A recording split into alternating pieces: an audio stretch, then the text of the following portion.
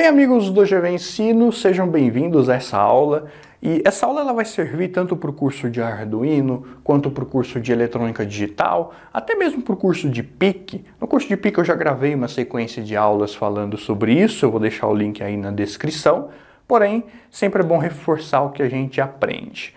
A ideia aqui dessa aula é explicar, dar uma introdução às entradas, quando a gente usa botões em circuitos digitais. Então, em circuitos digitais, sempre que a gente for usar botões, a gente tem que ter alguns cuidados, se atentar para alguns detalhes, que principalmente quem está começando com eletrônica, muitas vezes desconhece. Eu mesmo, quando comecei, não sabia disso e por isso cometi vários erros.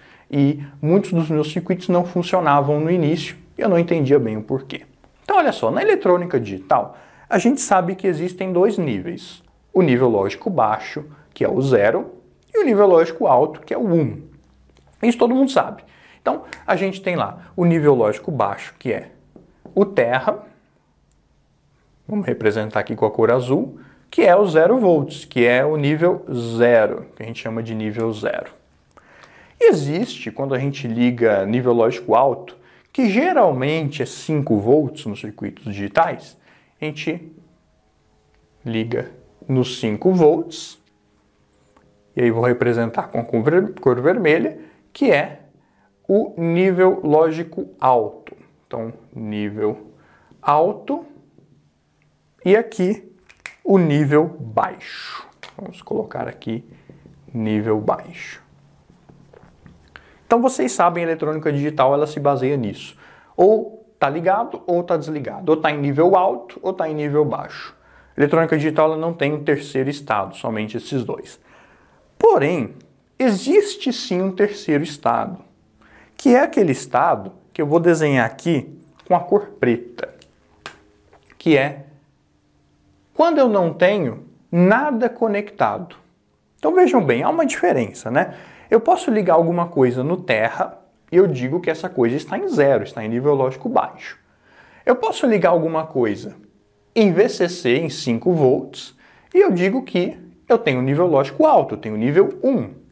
Porém, se eu ligar essa alguma coisa em nada, deixar ela solta, eu tenho aí o que eu chamo de estado de alta impedância, que também é chamado de flutuação, porque ele causa uma flutuação no circuito. Então, quando eu tenho lá, imagina, por exemplo, uma porta lógica. Então, vamos desenhar aqui uma porta lógica. E eu deixo essas entradas da porta lógica soltas. Eu não defini se ela vai ser 0, não liguei elas no terra, nem se elas vão ser 1. Também não liguei elas no VCC, deixei ela solta. E o que vai acontecer? Isso aqui acontece o que a gente chama de flutuação. Eu não sei como que o CI vai considerar isso. Ele pode considerar que as entradas soltas em alta impedância, que elas estão em 0, ou ele pode considerar que elas estão em 1, isso depende de como o CI é construído. E além disso, quando eu deixo assim um fio solto, sem ligar, sem definir uma tensão para ele, ele pode pegar interferência, pegar ruídos eletromagnéticos do ambiente e aí fazer o que é a flutuação, fazer com que esse ruído entre aqui na porta lógica, ou no circuito digital que for, e aí ele vai ficar oscilando a saída, porque a hora ele considera que é 1, a hora ele considera que é 0, então eu tenho um estado ali indefinido, o circuito fica totalmente instável, eu não posso definir o funcionamento dele. Então muita gente acha que eu deixar o fio sem conectar em nada, quer dizer que é 0, que é nível lógico baixo, mas não é. Eu deixar o fio solto, ele está em flutuação, estado de alta impedância, e o que vai acontecer? Eu não sei, eu não posso prever como vai ser a saída, porque as entradas não estão com o nível lógico definido. Então essa é a primeira coisa importante que a gente tem que aprender.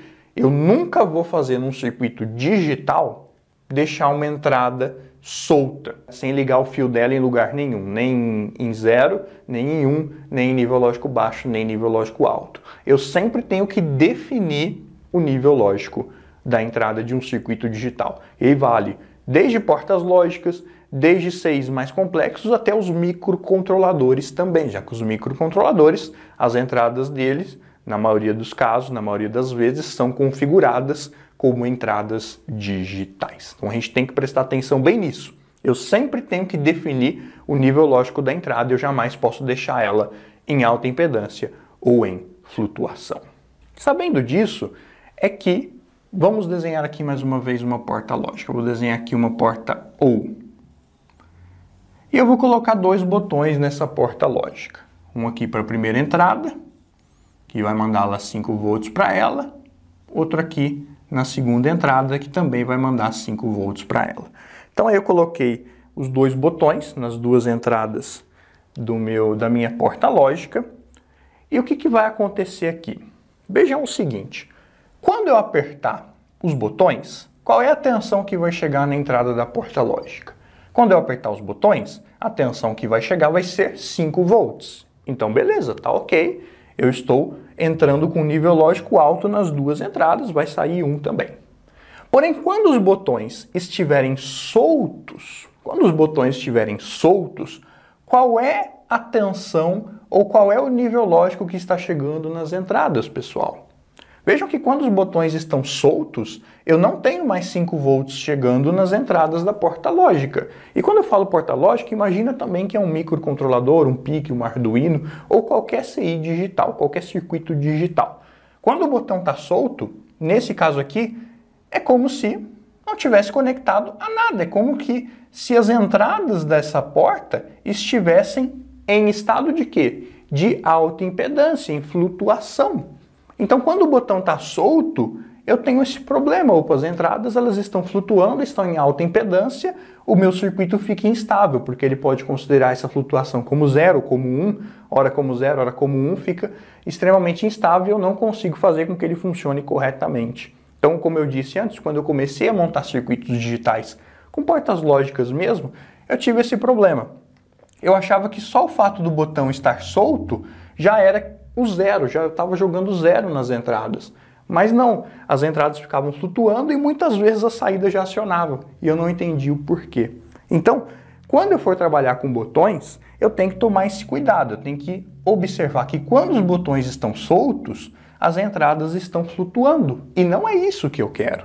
Eu quero que quando os botões estiverem soltos, as entradas sejam consideradas zero, sejam consideradas nível lógico baixo. Então é para isso que nos circuitos digitais, quando a gente utiliza botões assim, a gente coloca um resistor aqui em cada entrada para o terra, tanto em uma entrada quanto na outra entrada. Esse resistor indo para o terra é que vai fazer com que quando o botão estiver solto, a minha entrada tenha um nível lógico definido, ela tenha o zero, ela tenha o terra como nível lógico definido.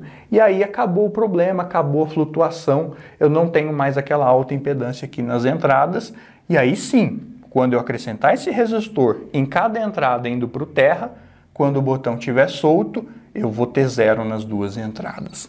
Esse resistor aqui é chamado, quando ele vai para o terra, ele é chamado de resistor de pull down. É um resistor comum, tá? Não é um resistor especial, nada do tipo. É um resistor comum, um resistor qualquer, mas ele tem esse papel de pull down, ou seja, o down, que significa para baixo, quer dizer que ele vai, pull significa puxar, né? Pull é puxar, e down é o terra, quer dizer que esse resistor vai puxar o terra para a entrada, para que a entrada seja considerada nível lógico baixo, seja considerada zero. E aí tudo bem, porque quando eu apertar o botão, aí vai entrar direto 5 volts nas entradas, vai considerar como 1. Quando eu soltar o botão, aí o pull down vai fazer o seu papel e vai fazer com que as entradas continuem em zero. E qual é o valor ideal para o resistor de pull down? Isso não é um valor fixo, né? Eu costumo usar nos meus projetos um resistor de pull down sempre um pouquinho abaixo de 1 kΩ. Então eu uso geralmente na faixa de 830, 510, também é um valor que eu gosto de usar muito, mas depende, tem circuitos digitais que se você colocar 100 kΩ ele funciona, e tem outros que não, que precisa ser um resistor mais baixo. Então isso depende. Eu sempre trabalho na casa de 1K para baixo, que aí funciona bem em praticamente qualquer circuito digital, seja uma porta lógica até um microcontrolador. Mas o importante é vocês entenderem isso. Sempre que eu for trabalhar com um botão em um circuito digital, eu preciso ter um resistor de pull-down para que as entradas não fiquem flutuando, não fiquem em alta impedância e aí eu não tenha problemas no funcionamento do circuito. Existe também uma outra forma da gente colocar um botão numa entrada digital, que é exatamente o contrário dessa daqui. Eu vou desenhar aqui também uma porta lógica, a mesma porta lógica. Cada entrada vamos conectar a um botão. Só que agora vai ser o contrário. Quando eu apertar o botão, ao invés de eu enviar 5 volts, como é o caso aqui de cima, eu vou enviar 0. Então, quando eu apertar o botão, tanto um quanto o outro, tanto faz, a hora que eu apertar eu vou enviar 0. Então tem circuitos, tem situações em que a gente trabalha com o botão dessa forma. Eu aperto para enviar 0. Muito bem. E aí o que eu tenho que fazer? Bom, eu sei que quando eu apertei o botão, eu estou enviando 0, eu estou enviando um nível lógico baixo. Porém, quando o botão está solto, eu não tenho nível lógico definido, as entradas estão flutuando. E aí o que eu tenho que fazer então? Eu tenho que colocar um resistor também, só que agora o resistor não pode ser para o terra, porque o terra é o sinal que é mandado para a porta lógica quando eu aperto o botão. Então, quando o botão está solto, tem que ser um sinal diferente para que ele saiba distinguir o botão pressionado ou solto. Então, o botão pressionado está enviando 0, botão solto, naturalmente, tem que enviar o quê? Tem que enviar 1, tem que enviar nível lógico alto. Então, para isso que existem também esse resistor aqui, deixa eu tentar desenhar o mais bonito possível, apesar de desenho não ser o meu forte, né? Esse resistor aqui nas entradas, que mandam as entradas para nível lógico alto. Pessoal, perdoem o desenho horrível aqui, mas o importante é entender a explicação, né? Então, esses resistores que mandam as entradas para o alto são chamados de resistores de pull, só que agora, como as entradas estão sendo forçadas para VCC, para nível lógico alto, para 1, pull up. Então, esses resistores são chamados de pull up. E aí o funcionamento vai ser o contrário do anterior. Quando os botões estão soltos, o que está entrando nas entradas é 5 volts, é nível lógico alto. Quando, porém, eu aperto os botões, vai direto terra para as entradas, e aí eu vou ter 0, eu vou ter nível lógico baixo. Então, sempre que eu for trabalhar com botões em circuitos digitais, eu vou utilizar ou essa lógica aqui, em que o botão manda 1, e quando o botão está solto, os resistores mandam 0, que é o mais natural, né? Você apertar o botão, manda 1, manda nível lógico alto. Quando você solta, manda nível lógico baixo. É o mais natural. Mas eu também poderia fazer sem nenhum problema a lógica invertida, a lógica inversa, que é quando eu aperto o botão, eu mando 0, porém quando eu solto o botão, eu mando 1. E aí eu vou utilizar os resistores de pull up. Em qualquer um dos casos, sempre que o botão estiver solto, eu tenho nível lógico definido nas entradas. Nenhuma delas jamais vai ficar em alta impedância, vai ficar em flutuação.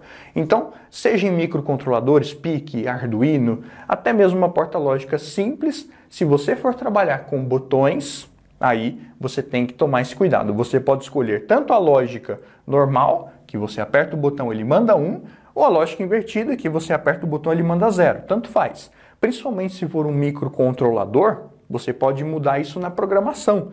Então não tem problema nenhum você escolher um jeito ou outro. Mas o importante é você entender que eu preciso desses resistores e o porquê que eu preciso desses resistores. Então aí está explicado.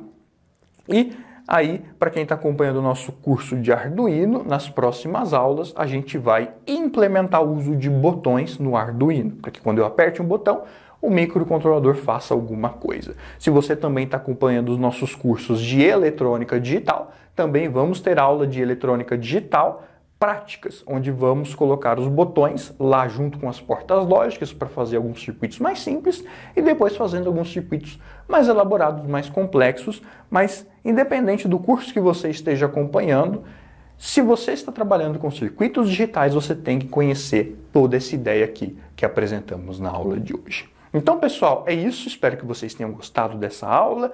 Compartilhe o vídeo com seus amigos, coloque um gostei aí no vídeo no YouTube, escreva o seu comentário, dá aquela força, aquela motivação pra gente e eu vejo vocês na próxima aula. Fiquem com Deus, até mais, tchau!